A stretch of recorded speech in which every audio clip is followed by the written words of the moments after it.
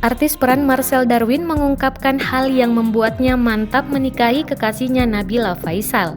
Marcel dan Nabila menggelar akad nikah di kawasan Kebayoran Baru, Jakarta Selatan, Minggu 12 Januari 2020. Karena dia yang gue butuhkan, Nabila pintar, cantik, baik, dia bisa ngerawat gue dan gue cinta sama dia, kata Marcel ditemui sebelum acara pernikahannya dimulai.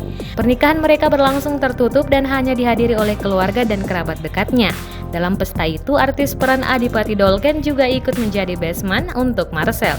Marcel mengatakan dia memang sengaja mengusung konsep yang sederhana untuk pernikahannya. Memang zamannya sederhana dan intim, sudah nggak zaman yang mewah-mewah. Yang penting pernikahannya bukan acaranya, ucap Marcel. Setelah menjalin hubungan selama 6 bulan, Marcel dan Nabila memutuskan untuk membawa hubungan mereka ke pelaminan.